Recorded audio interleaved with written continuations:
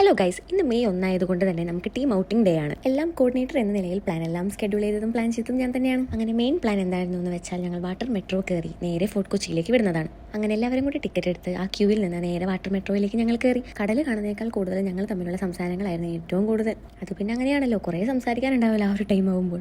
അങ്ങനെ അങ്ങോട്ടും ഇങ്ങോട്ടും ആക്കിയും മൂക്കിയും സംസാരിച്ച് അങ്ങനെ കളിച്ചും ചിരിച്ചൊക്കെ ഞങ്ങൾ അങ്ങനെ നേരെ ഫോർട്ട് കൊച്ചിയിലേക്ക് എത്തി. ഇന്നത്തെ മെയിൻ ഡെസ്റ്റിനേഷൻ നമ്മുടെ അറേബ്യൻ പാലസിലത്തെ മന്തിയായിരുന്നു. ഫുള്ളി ഫണ്ടഡ് ആയാലും അല്ലെങ്കിലും മന്തിയിൽ തന്നെയാണ് ലാസ്റ്റ് ഓപ്ഷൻ എത്തുള്ളൂ.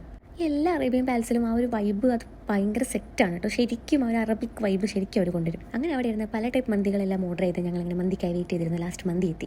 കഴിക്കാൻ തുടങ്ങി എൻ്റെ ദൈവമേ എന്തൊരു ടേസ്റ്റ് ആയിരുന്നു പറയാം. മന്തി എന്നും ആ ഒരു വൈബ് തന്നെയാണ്. അങ്ങനെ ഫുഡ് അടിയൊക്കെ കഴിഞ്ഞ് കുറേ ഫോട്ടോസൊക്കെ എടുത്ത് അവിടെ നല്ല വൈബ് ഉണ്ടായിരുന്നു കേട്ടോ. ഫോട്ടോ എടുക്കാനൊക്കെ വൈബിങ്ങൊക്കെ കഴിഞ്ഞ് ഞങ്ങൾ നേരെ ഫോർട്ട് കൊച്ചി ബീച്ചിലേക്ക് എത്തി. അവിടെ ഞാൻ നോക്കിയപ്പോൾ കുറേ ടോയ്സും പിന്നെ ബബിൾസ്. അപ്പോൾ തന്നെ ഞാൻ അന്ന് മോർണിംഗ് റീൽ കണ്ടുള്ള ഒരു ബബിൾ ഗണ്ണിൻ്റെ അന്നേ ഞാൻ വിചാരിച്ചതാണ് ഒരു ബബിൾ ഗൺ എനിക്ക് വാങ്ങണം. അപ്പോൾ ഞാൻ അതവിടെ ചോദിച്ച് വേഗം മേടിച്ചു.